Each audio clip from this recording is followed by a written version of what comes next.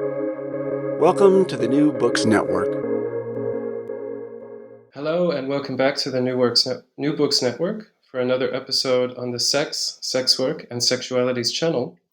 My name is Zachary Lowell, and joining me today is Lisa Sigel, Professor of History at DePaul University in Chicago.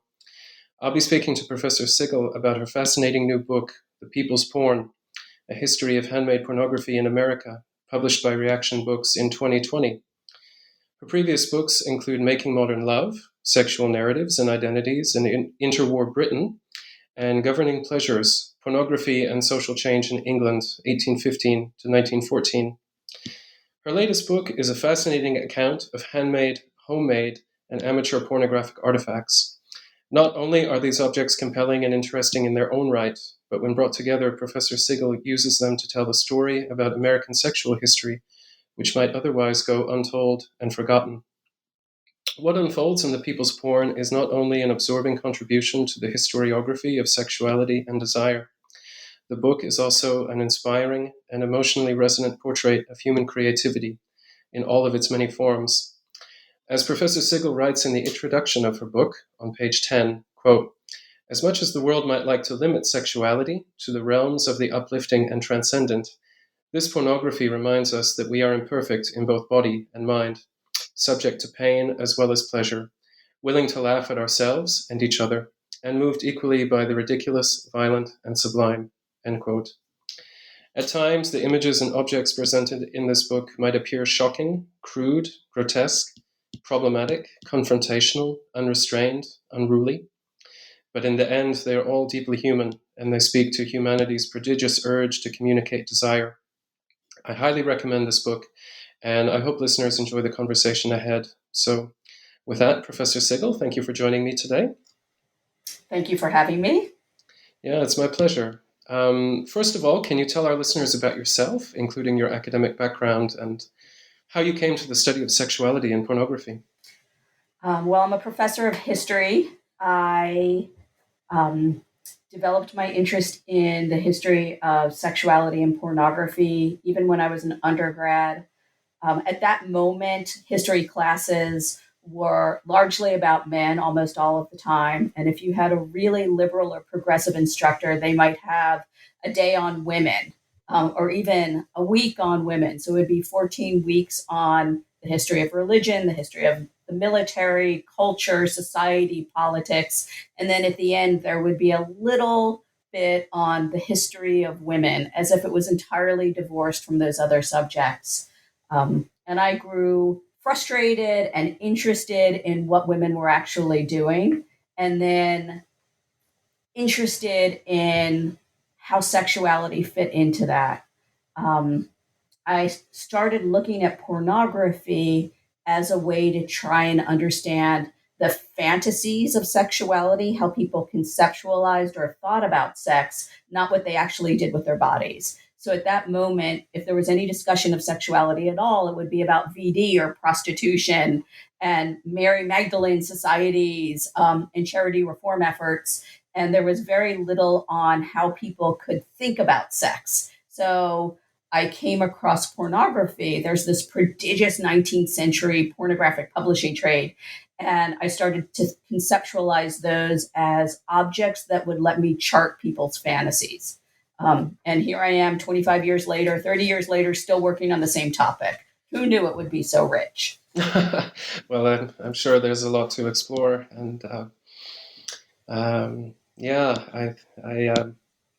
I think sometimes it's just, that very early experience that can really change everything when you're an undergraduate. Yeah, it really is. When I started graduate school, it was either going to be creating a history of adventure and beliefs about adventure or pornography. And they seem very similar to me as both these fantastical projections that nonetheless have these important consequences on the world. Someday I'll finish with porn and turn to adventure. I I can might see be 80 at the the time. I can see the connection for sure, but maybe you can tell us how you first encountered the subject of handmade and homemade pornography, and when did you realize that there were enough of these objects to constitute an archive? I came across my first handmade and homemade object when I was working on my dissertation research. I was trying to historicize the British publishing trade in pornography, and there was just this one little pamphlet, and I never knew quite what to do with it. It didn't have an author, it didn't have a clear location, a publisher, anything that's used in general to decide provenance. It was just this extremely rich little pamphlet. And so I put it to the side. I didn't really use it, but it's always been in the back of my head.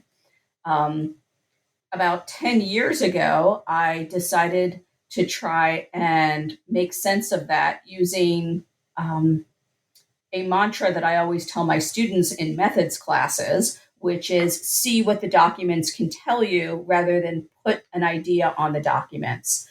So I went back to that pamphlet and I began to collect other pamphlets. And from other pamphlets, I worked my way outwards to other sorts of handmade objects. So I was looking at pamphlets, and one of the archivists mentioned that they had a collection of prison pamphlets. And I was like, oh, I would love to see those. And then they were like, well, it's part of a larger collection of prison pornography.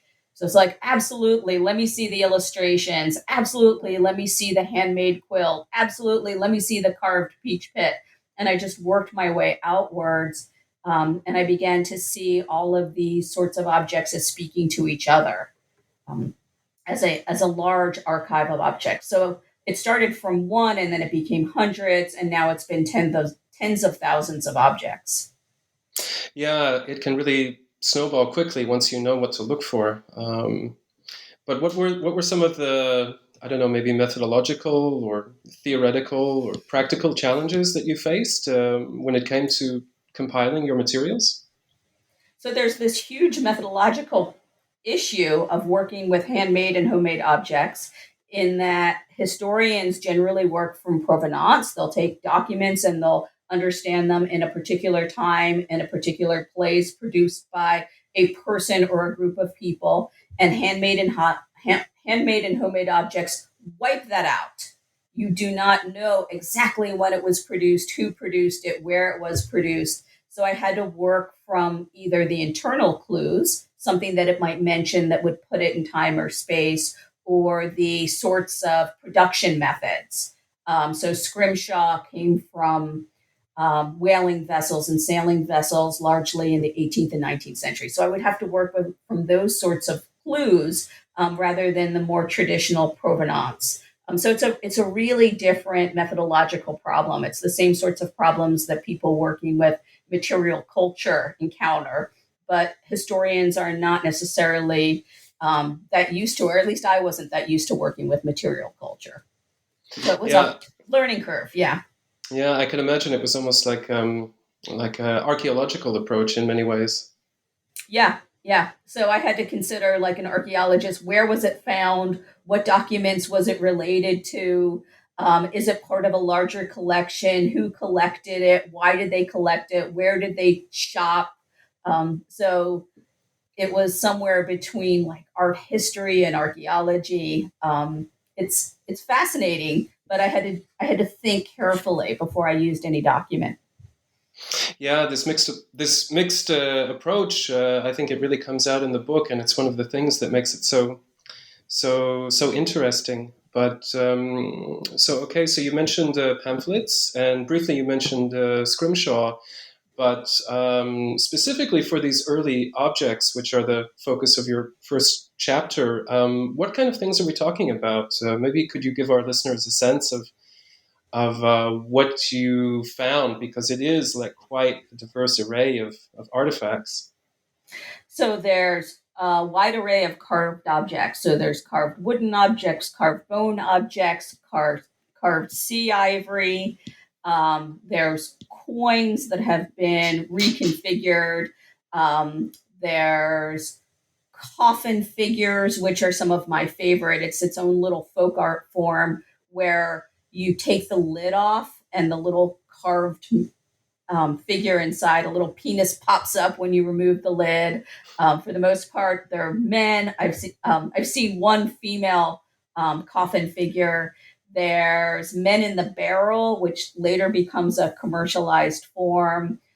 There's all sorts of carved wooden things, like copulating dogs. I have a little miniature totem pole that someone sent me.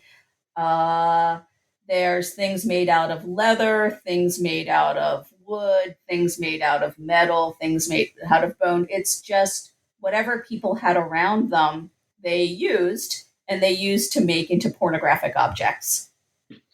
Yeah, exactly. One of the points that you make is that a lot of these objects are made with readily available materials, and also they're kind of building off of established traditions in many ways. For example, the scrimshaw that you mentioned. But so anyway, for these first objects, especially the ones that might come from the 19th century or earlier, is it possible to know anything about their creators or their intentions, or how they were consumed, how they were used? Um, the quick answer is really no with any certainty. The broader answer, the more elaborate answer is we can know that they came from particular communities. So logging camps, men in logging camps created wooden art, pornographic artifacts. Men on boats used sea ivory to create pornographic artifacts. Um, the tradition of burying your own kin went on longer in the American South than in the American North. So people continued to make coffin artifacts from there. So we can't know the particulars of who made each object and why, but we can know in general that these objects seem to come from these communities, and then use that context to understand what was going on with the particular artifact. And is it possible to infer anything from the items themselves? In some cases, you can make inferences, but each is an individual artistic product, and so it's hard to say whether it's particular to that individual who made it or whether it's part of a larger cultural phenomenon. So I think that we need more objects, more exploration. I really feel like mine was trying to create a documentary record for historians to think about and think through, to pull together. I have 99 illustrations in the book. Like I said, I've seen a couple of thousands of these, and I think that they're ubiquitous. They're everywhere. And if we call attention, we can make a much more informed understanding of what these mean to the culture. Yeah, definitely. I was really very surprised at just how many of these works there were and how ubiquitous they were. And I think your book does a really great job of bringing this to light. But if we can know some things about the objects themselves, can they tell us about what kind of sexual universe they gesture towards? Like, what kind of sexual imaginary do they represent? Let's say. So these folk objects speak more to the barnyard and the kitchen than they do to cosmopolitan city centers. A lot of the commercial pornography produced about at the time, they'll talk about like harem delights or city delights. This pornography gestures to the farm, gestures to the ubiquity of everyday sexuality, and it's often very funny. It's about sex embedded in everyday life. So I've seen a pie crimper, which I don't know if you know. It's the little thing that you use to crimp the corners of your pie along the top, so you get that nice edge. And it's a woman's torso with a little crimper thing coming up the skirt. So it's making the crimper into an erotic object. So it's sex in the kitchen rather than sex that's polished and about commercial pleasures. There's an object where a little cock comes out of a box and mounts a hen. It's sex in the barnyard. It's sex at the funeral. It's sex embedded in everyday life. Yeah, I mean, a lot of these objects, they can seem at first glance to be very transgressive in a way, in that they, really knock down a lot of, sacred boundaries. For example, you can see sexuality even in death with these coffin figurines, or with the defaced coins, for example, that you mentioned. Um, is it possible to read them in this way as being transgressive or subversive, or is that just is that a conclusion that we could reach? Oh, I think they're definitely transgressive. I think they're definitely um, subversive in a lot of ways. That if there is a propriety, you will find a pornographic object that makes fun of that propriety, and it's somewhat delightful that we like to think of the 19th century as staid or buttoned up. I'm still waiting to come across the pornographic object um, that mocks Anthony Comstock, because someone did it. Yeah, probably. So maybe we'll find it someday. But Yeah. I mean, there so is the Lincoln figure in there. I'm not sure if you remember that. I It's do, a yeah. it's a figurine of Lincoln, and you remove the panel, and Lincoln's erection pops up. Somebody recently, after hearing about my book, sent me a picture of George Washington's erotic andirons, that hold logs in the fire, and it's George Right. Washington with an erection. So that Comstock was subject to um, erotic parody, probably. Okay. Well, actually, since you mentioned it, can you tell us about Comstock and how his activities maybe shaped what we know about sexual history and the history of pornography? So Anthony Comstock was the U.S. Postal Inspector. He was responsible individually for the immolation, the burning of um, pornographic materials that were measured in the tonnage.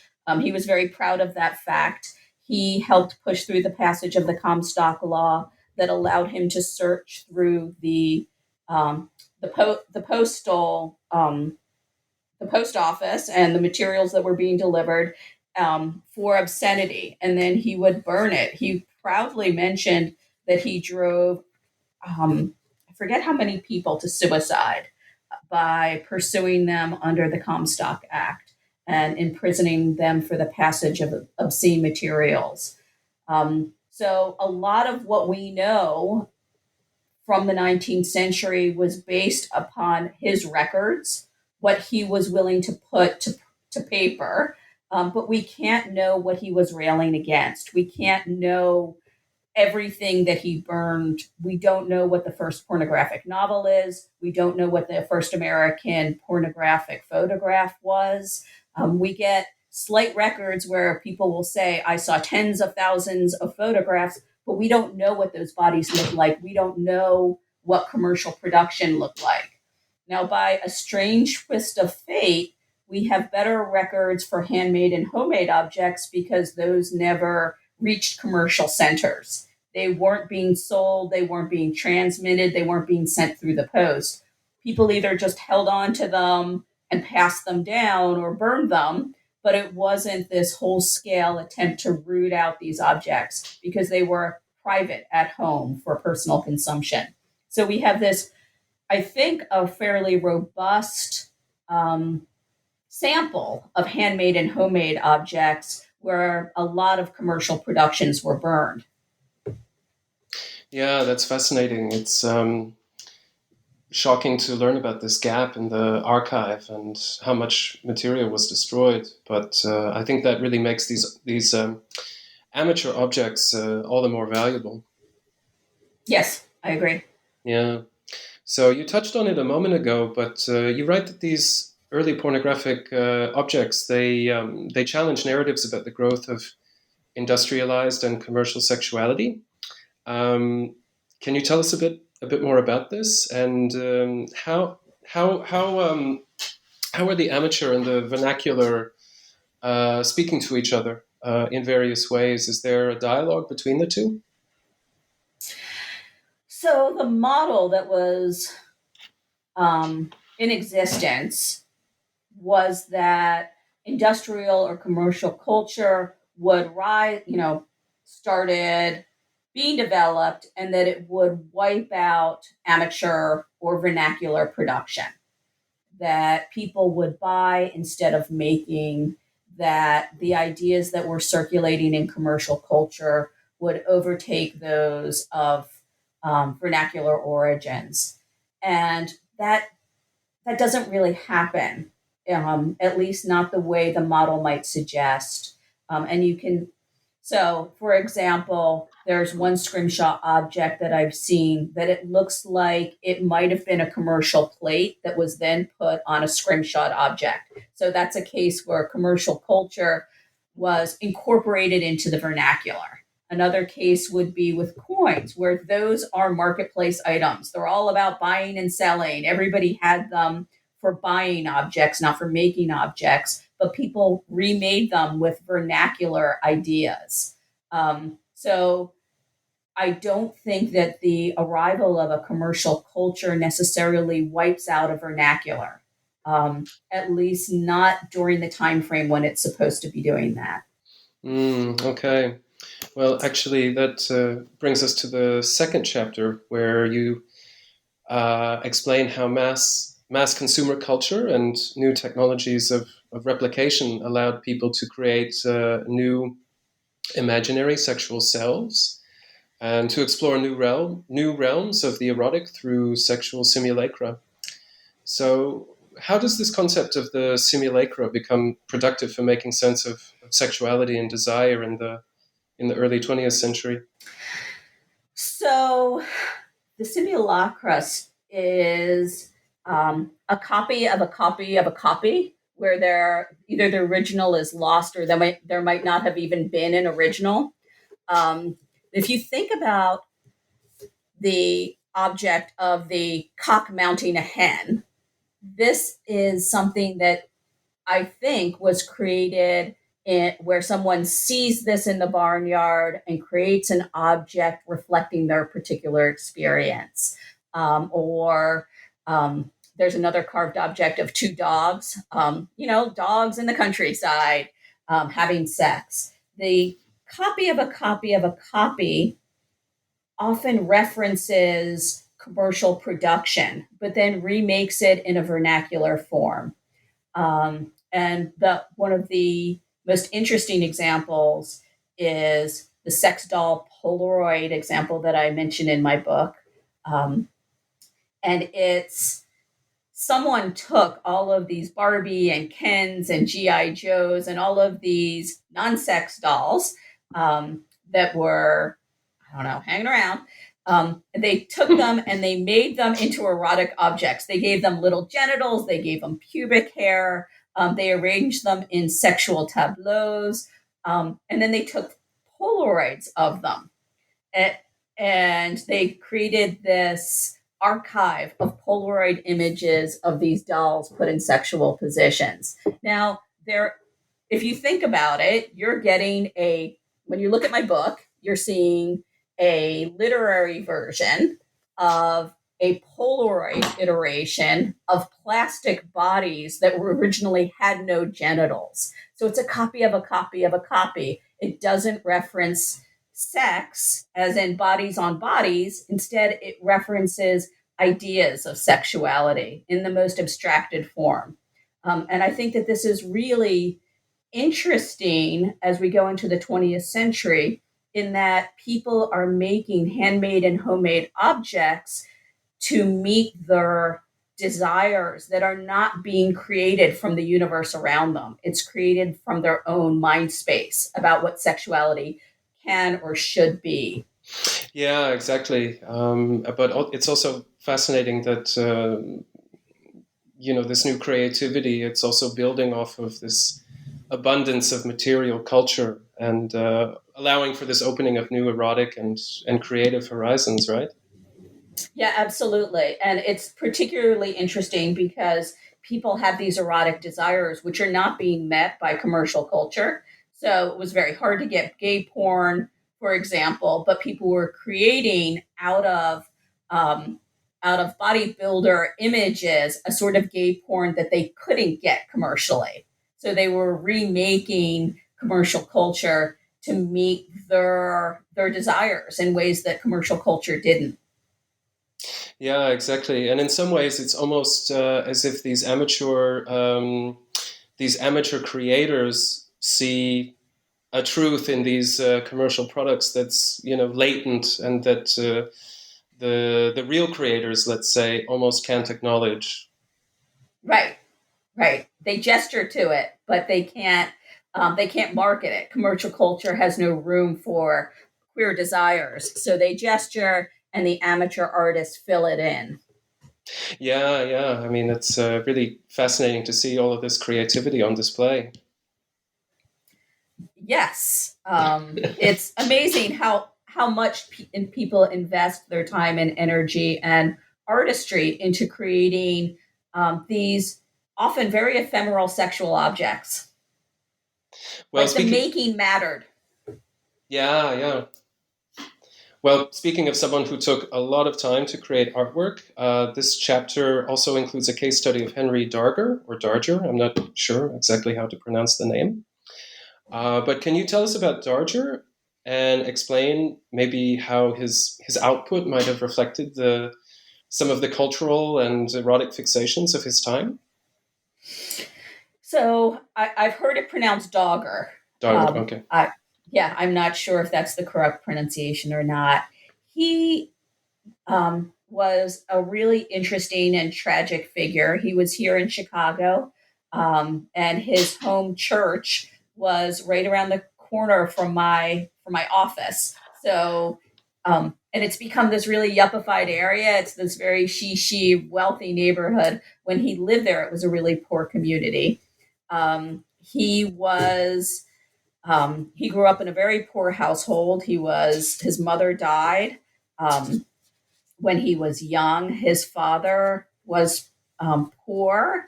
Henry went to school, but he didn't fit in well with other kids. It seemed like, and his father couldn't care for him, and eventually sent him to a home for feeble-minded children. I think that's what it was called. It's one of those tragic turn of the century names. It was actually attached to an all-male prison, so you can only imagine what that was like.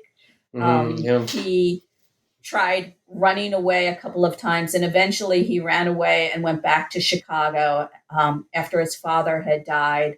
And he worked as a janitor in Catholic services for a variety of different churches. And then in his spare time, he made books and book art. And so some of the illustrations that he made for his books were like 10 foot across, made out of paper, and they're double sided. They're these amazing, I don't even know how to call them. They're these amazing illustrations to his own internal stories that he told himself for decades. So one of them was an autobiography. One of them was the story of the seven Vivian sisters, the realms of the unreal. And it's this story of these child slavers and these girls, the Vivian sisters, who try and save children from this somewhat sexualized child slavery.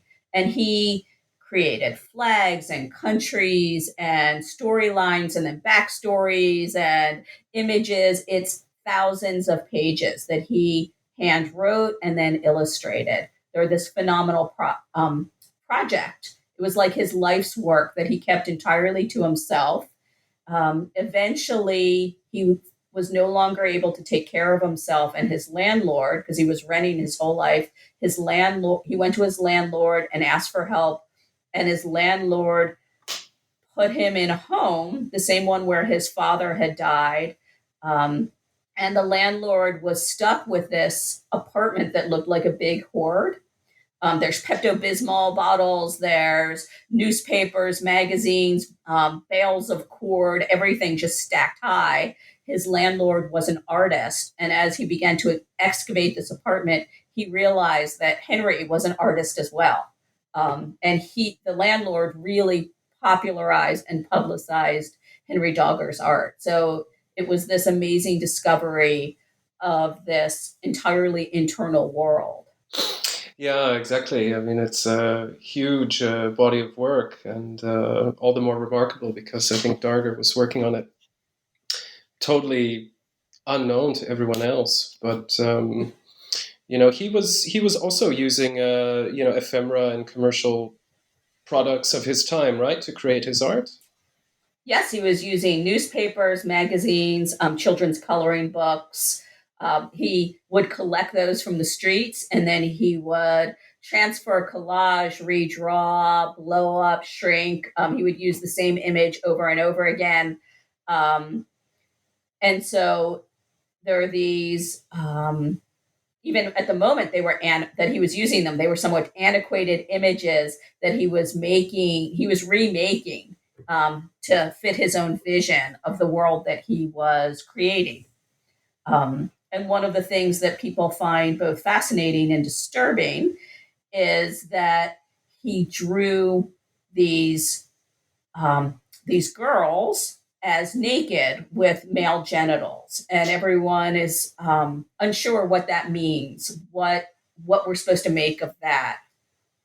So a lot of the images are both beautiful, and then the more you look at them, the more disturbing they are. So it'll look like a beautiful countryside scene with young children frolicking, and then you'll realize that the children are naked, and you'll realize that there are clothed men amongst them, and that what might seem at first like a picnic scene in the countryside actually begins to look like violence the more you look at it. Yeah, I mean the content of the images by Darger has been the subject of a lot of debate and controversy, because I guess we still don't exactly know what he was trying to get at, or what his intentions might have been. But still, I think you mentioned in the book that his work was kind of reflecting some of the cultural trends of his time. Is that right? Well, on his bookshelf, he had Uncle Tom's Cabin, and there in the at the turn of the century, in the 1890s, 1910s, 1920s, there was all of this concern over the white slave trade of women who were being sold into sexual slavery. I think that he took this idea of slavery and possibly sexual slavery that originally had a very racial element in the early 19th century, and then continued to have a particular racial inflection at the turn of the century. And he recreated it into child slavery that had a sexual cast. So he pulls particular elements that he finds compelling and remakes it into his own imaginary world. Yeah, and Darger also writes himself into his own work, often in ways that are contradictory or difficult to understand, and he almost seems like someone who's lost in his own creation. Like maybe this world that he creates almost becomes too big for him to understand at a certain point. But maybe in that sense, he's also representative of other creators and artists. Yeah, absolutely. And I think that's a wonderful way of putting it, that the world that he creates is too big for him to understand. Because you might think that he would just script himself as hero, but he doesn't. He scripts himself as villain, as, on all of these different iterations and different names. And I don't think he quite knew how to exist in this imaginary world, or maybe it shifted over the years because he had this imaginary world going for decades. Yeah, and maybe the erotic or the pornographic content also becomes confused through his own confusion in some ways. Yeah, I think that that's absolutely true. Um, yeah, one of the things that people have commented about this book.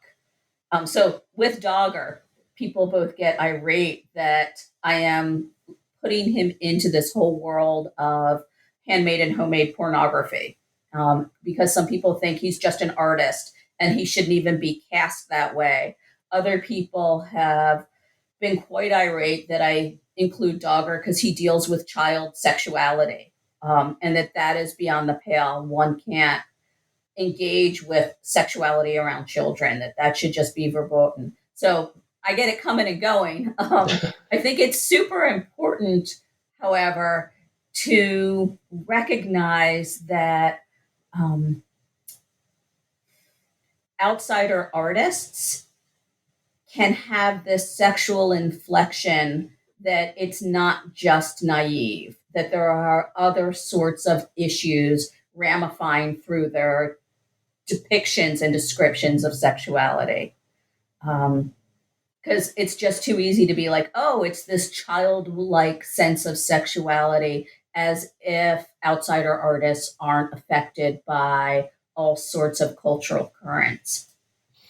Yeah, exactly. And this is, again, gesturing back to the quote I read from your introduction to your book at the beginning of the interview. A lot of this art is very challenging and very confrontational, and it does make us uncomfortable in a lot of ways. And I think nowhere is this better exemplified than with Darger. Mm-hmm. Yeah. But so moving ahead in the book, in chapter 3, you focus on pornography within the prison system. And you write that your aim is to, quote, explore the many ironies embedded in the mutual constitution of pornographic and scientific knowledge that happened as a part of the proliferation of sexual discourse in the mid-20th century. That's on page 111. So can you elaborate on what you discovered with this prison archive? And can you explain what are these ironies that you mentioned? So this morning in preparation, I started to try and go back and count the ironies, and I lost track. So I don't have a set number of ironies. There's too many of them. One of the things that I quickly found out was that pornography is not allowed in prisons, was not allowed in prisons when this archive was created, and is still not allowed in prisons. Which I find truly ironic. If you're going to be stuck in prison, what else are you supposed to do but masturbate? But you're not allowed to masturbate in prisons. It becomes a health hazard for the guards who are working there. And you're not allowed masturbatory materials. So that's sort of irony number one. So we have this collection of prison materials, first commercial products that were confiscated from criminals, from prisoners as they were taken into the prisons, and those were put into one collection that was then confiscated and sent to Kinsey. But then we have this other collection of materials which were handmade and homemade because prisoners were not allowed to have commercial products.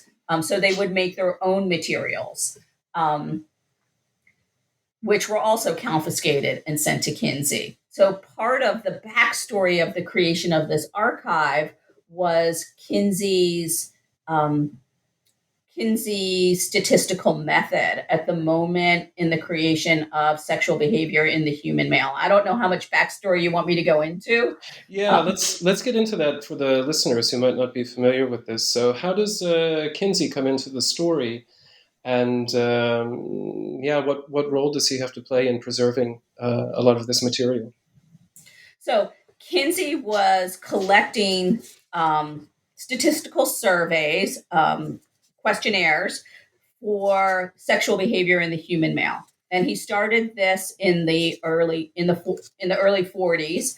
He was working at Indiana University in Bloomington, Indiana, and he was collecting surveys from his students to try and understand what was the normal range of human behavior. And he realized that he had a real statistical problem because it was largely white, middle class, Midwesterners he was getting his statistics from. So he began to branch out, and he went first to the major cities in Indiana, and then he went to Boys Town here in Chicago. He wanted to try and work with a wide range of people as wide as possible. So he wanted to do a total survey, as many people as he possibly could. And he mentions in his published version of Sexual Behavior in the Human Male that he's looking for 100,000 interviews. He didn't ever get that many. He died before he completed that project. But he thought he could supplement Indiana college students with getting prisoner surveys, because what's the opposite of middle class? Why poor people? What's the opposite of Midwestern? Why prisoners? A lot of them from California. So he thought that this is a population who he could have access to. He contacted wardens and psychologists associated with prisons, and he began to do these interviews. As he did more interviews, he grew interested in the question of sexual accommodation, which was what happens when you take all of these men and put them in an all-male environment. How would they accommodate themselves to this new sexual world? So he was very focused on trying to provide information both to the prisoners and to the prison officials on the question of sexual accommodation. He later got involved in a customs lawsuit where materials coming from Great Britain were seized because there was a new customs agent.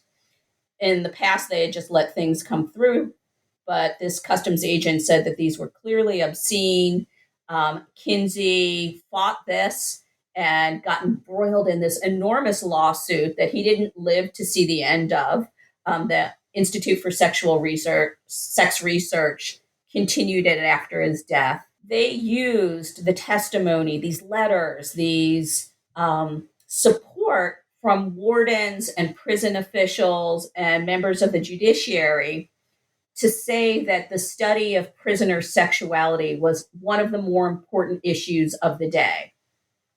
The materials taken from customs had nothing to do with prison porn, but the legitimacy of studying the prison sexuality sort of created this respectability, this legitimating function that everybody in the courts could recognize.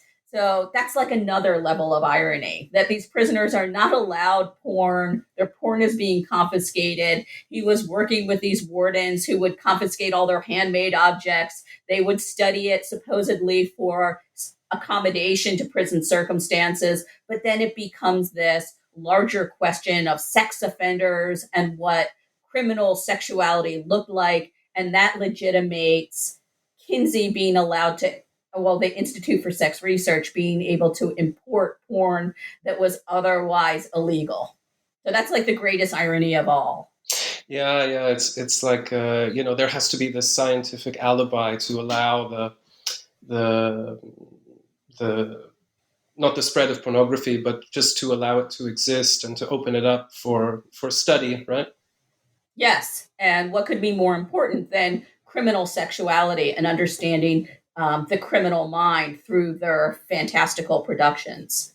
Yeah, exactly. Yeah, but actually, that that brings me to my next question. At first glance, a lot of these prisoner artifacts, they would seem to be pretty similar in some ways to those made by non-incarcerated people. Both are making use of available materials, ephemera, etc.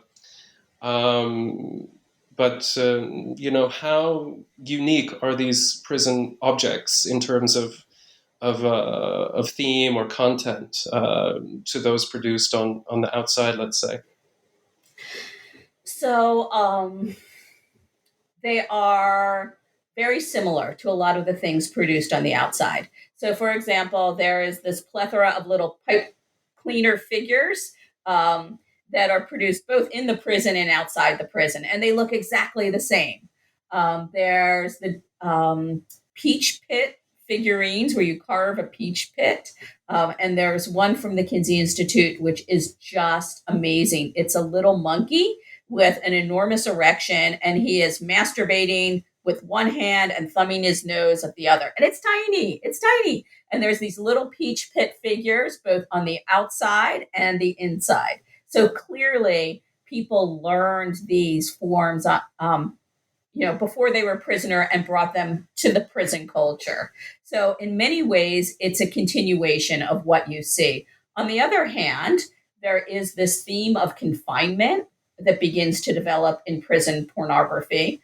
And I think it's a reflection of men's own experiences with their own confinement. What does it mean to be confined? How does that affect people? There's this one pamphlet which by the end, the woman is in chains in a prison, confined, and the man is free. So it's not that prison didn't have an impact on people's sexuality. Clearly it did. But I think that it's very much reflective of the wider sexual culture at the moment. Yeah, that's true. I mean, I was a bit surprised by this because, you would think that, or maybe one might think that prisoners would fantasize about freedom, but in fact, that's not often the case. A lot of the material is about confinement and also about cruelty and abuse as well. Yeah. I mean, if you would think it would be like Sex on a Moonlight Island with, hula girl, something as far away from the prison as you could get. And instead, it's how to cope with sexuality in this confined place with this cruelty. So I think that prisoners were working with the world around them and trying to figure out how to understand sex in that locale. Yeah, exactly. And you also mentioned like some written materials as well, too, like poems and letters. Could you say a bit more about these objects? So there's letters which are sent between prisoners. I don't work with them extensively, but I've read through them. And they were, when you take little pieces of paper and you roll them smaller and smaller and you make them into a football. That's what we called them when we were in grade school. And then you could flick them at each other in the class so that your teachers didn't see. That's what these letters were. They were these letters which were folded and then taped and then flicked at other prisoners. And they are both heartbreaking and sad and sometimes appalling as love letters between men who didn't necessarily have a language to speak about love and appreciation for each other. So oftentimes they combine like, I can't wait to see you. I love you. I can't wait to, and then insert some sort of violent rhetoric around sex. So there are these letters that were confiscated. There's all sorts of materials. There's pamphlets, there's stories. One thing that I realized as I was working my way through these materials is that Kinsey and the wardens created what they called a hot room. And I have never gotten a full explanation. It looks like they provided crayons, paper, pencils, and a quiet space for prisoners to create their own fantasy productions, which were then confiscated and shipped to Kinsey. Yeah, that's fascinating. When I was reading this chapter and about this hot room specifically, I was wondering, is it perhaps this medicalized, institutionalized gaze which insists on seeing these objects, through the rubric of pathology that makes them different? And if this is one of the ironies that maybe you were referring to. That's absolutely one of the ironies that I'm referring to. But I think the final irony that I'm referring to is there is such an emphasis on collecting and seizing these and studying them, and then they are boxed up and put away, and virtually no one has worked with these materials. So they were so important, so legitimating that they transformed the U.S. legal customs code, and yet what you do with them, how that might transform our relationship to prisoner sexuality, is completely ignored. That's the bitterest irony of all. Yeah, definitely. So moving ahead now in the book to chapter 3, we start to see how the impact of World War II and changing public discourse about sex and gender are influencing production. So what impact did these movements of history have on amateur pornography during the war years and afterward? So, as other scholars have noted, both World War I and World War II, people used the materials at hand to create artifacts. It was this plethora, all of these shells, all of these casings, all of these clipboards, metal objects, paper objects. People would use that to create what's been called trench art as a genre. And there is a subset of pornographic trench art that comes out of the war. As well, there's all of these ways that people have adapted the pinup. The best known way is, I forget what they're called, when you paint the pinups on the planes. There's a whole language for this. People created this wide array of paintings, and they're erotic, they're occasionally a little bit pornographic, on planes. There's this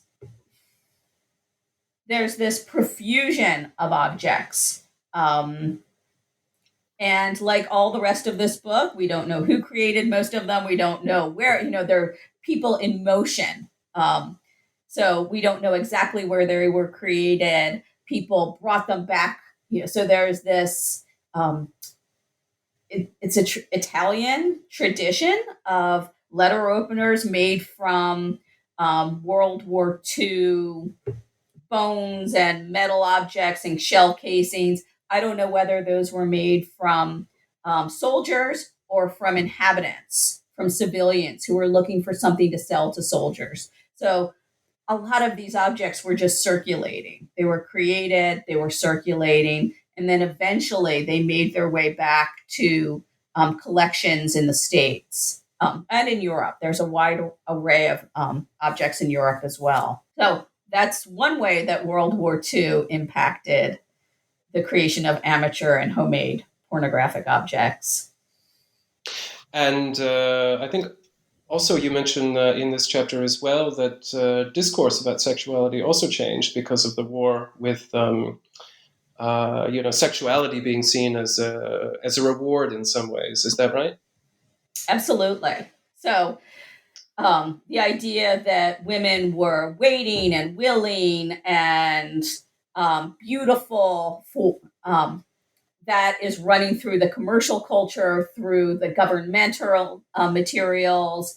It's widespread, and that edges into the pornography as well. People took that erotic impulse and made it more public, more visible in their homemade and handmade pornography. I think it was already there, but it's articulated more clearly in the pornography. And then after the war, the pornography, with the development of commercial culture, the pornography expands as well. Yeah, and it's also after the war that we see a lot more people and an increasingly diverse group of people as well that are creating pornography too, right? Yes, although I'm going to put a big although in there, because we don't actually know who was creating materials before. It's just that we can start to locate where materials actually came from, who the producers, who the artists were after the war, in a way that we couldn't in the 19th century. So we start seeing African American artists producing materials. Could they have been making it in the 19th century? Yes, absolutely. But we can't prove it. There is no provenance. Starting in the post-war world, however, we start to see some provenance that links people back to their objects. So we can say women made these, African Americans made these, prisoners made these. You can get much more specificity. Personally, I would like to think that women were making erotic foods in the 19th century, like we know they were in the post-war world, but those were probably eaten rather than archived. So we'll never know that. Yeah, that's a good point, actually. Thank you for that corrective. But so as it becomes apparent, as we're able to tell that, like maybe something a bit more about provenance and the people who are making these objects, how are they responding to their own society, like the sexual, the gender, the racial politics of their time? So, at a very surface level, they respond, directly to political events, as you might expect. So you get like Nixon phalluses, which could be large or could be small and shrinking. So they respond topically to the world around them. But as well, there it seems to be this embrace of new ways of seeing sexuality. And I think about, in particular, feminist folk artists who try and understand sexuality, not necessarily from a masculinist frame, from thinking, how do they want to articulate their own vision of sexuality and what could that look like? So we have new models of it's sort of a reinvention of the older folk category, but also with this feminist gaze that gets incorporated. Yeah, yeah, that's a really fascinating change. How this, how amateur pornography becomes a bit more self-conscious,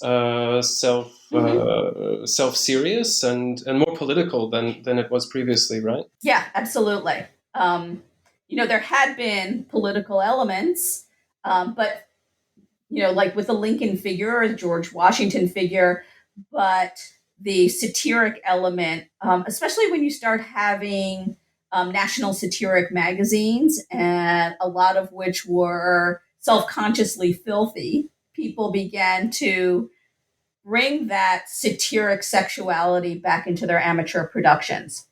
Yeah, and also the act of documenting through these objects at that time, it also is part of this process, right? Like it's also part of this new transition. Mm-hmm. People began to take their own sexuality seriously, and they wanted to put it on record. They wanted it to be, rather than shoved in a corner. They thought it mattered, and so they began to save these, to archive them, to collect them. They began to be important to people's understanding of themselves. Historians of sexuality tend to think in the 18th century, people considered sexuality in terms of acts rather than identities. And over the course of the 19th and 20th centuries, sexual identities, as self conscious sexual identities, begin to emerge. And we start to see people conceptualizing themselves as sexual actors through these objects. Yeah, absolutely, and also maybe a new importance placed on the figure of the artist as well, too, right?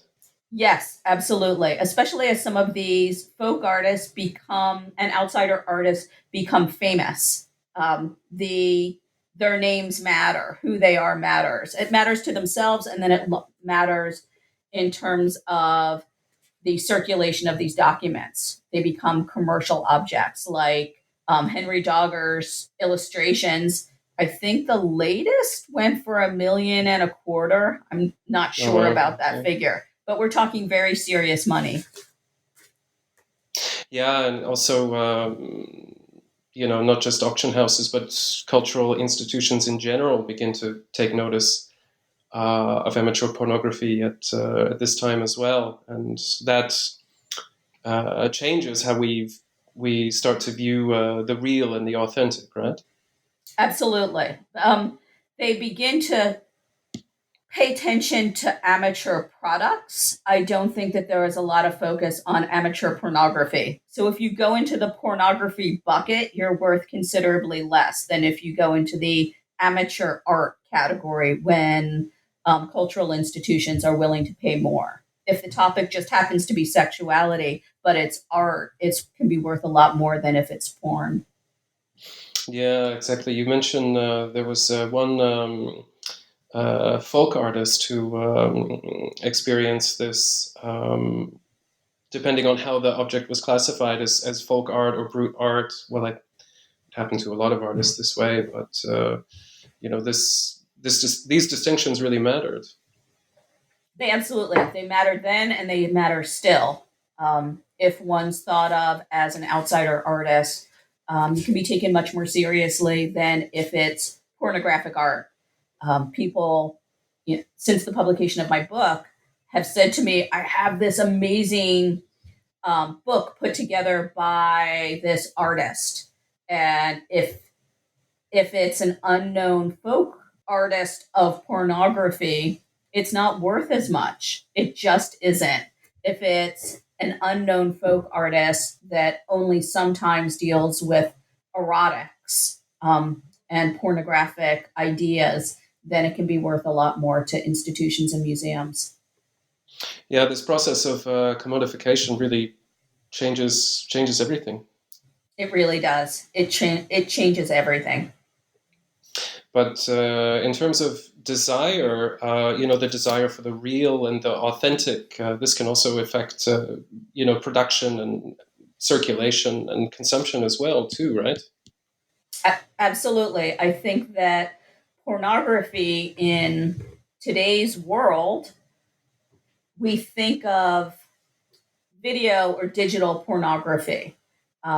It's not handmade, homemade objects anymore. Those have been transformed by the development of a visual medium and a ready availability of first videos and then computers to see pornography. So when I show these objects or I photograph, everyone thinks they're charming and that they're art and that they're authentic and real because of the development of this reliance on photography and digital media.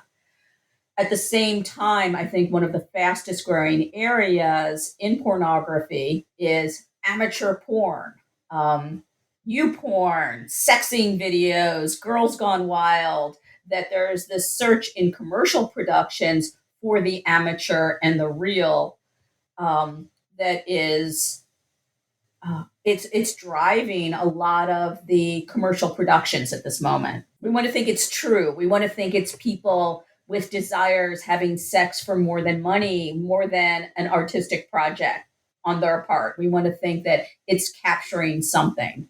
Yeah.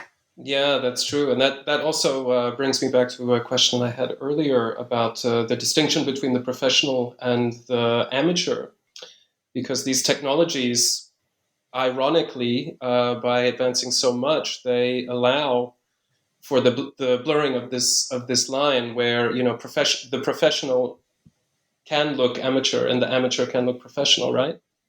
Absolutely. Yes. I don't know what else to say other than yes, that's completely true. And it transforms the sorts of materials that I look at in this book and makes them seem quaint and outdated. You see one, naked lady carving from the 19th century, and you're like, oh, that's beautiful. Oh, it's an artistic it's an artistic object. And then when you line up 100 or 1,000 of them together, you're like, oh, wait, something is more than individual beauty. They're trying to get at something erotic. They're trying to talk about sexuality using this medium. And I think that the development of commercial pornography today, which is focused on the amateur, makes these older ways of communicating seem antiquated, seem less subversive than they really were. Yeah, and one of the most striking parts of your book when you talk about this is that you say that our relationship to technology now influences the way we see these older pornographic objects, as well as what the intention might have been of their creators. The risk being that maybe we don't see them as having a fully developed sense of their own sexuality, right? Yes. We see them as very limited, as, these, we get a little titter and then we move on, but we don't really sit and think about what people were communicating with these objects. So there's this tiny little carved compass. It's a penis, which is on a tiny needle, and it points to a vulva. and you open it and you're like, oh, wait, that's a vulva. And you have to look really carefully and you're like, oh, there's a little penis pointing at it. So the penis always finds true north, which is the vulva, which is a really sophisticated sexual message that we miss entirely because we're used to a particular visual lexicon. Yeah, exactly. And, for us, a modern audience, pornography has been so conflated with the moving image, right? Mm-hmm. Yeah. Which, I tend to think that there's sort of these technological shifts in pornography. That first we try and capture the moment of orgasm, and then we try and capture the movement. But in doing so, we're leaving behind the earlier iteration, which is what happens in people's consciousness. So I think the further that we're trying to capture the true, the more we're leaving behind this idea of sexuality in the mind, in the consciousness. Exactly. Well, I think that this is exactly where your book succeeds. And I have to thank you for writing it. And for the listeners, I really recommend that everyone go out and check it out. So we're more than an hour now, and I don't want to take up too much of your time. So maybe as a final question, I can ask you what you're working on next. I think I'm going to do a 4-volume set of primary sources on pornography in the long 19th century. So I'm charting out what that would look like over the summer. I'm also deeply interested in the London Life League, which was a fetish society that used this fetish magazine from the 20s and 30s to develop this international community in the 60s and 70s and 80s. So if there's anybody who was part of the London Life League who wants to contact me, I would love to hear all about it. Yes, definitely do that. And we'll look forward to seeing those when they're ready for publication. So, okay, Professor Sigel, thank you very much for joining me today. And thank you, Zach, for interviewing me. Yeah, no problem. This was great. Yeah, I enjoyed it too. So join us again next time for another episode of Sex, Sex Work, and Sexuality on the New Books Network.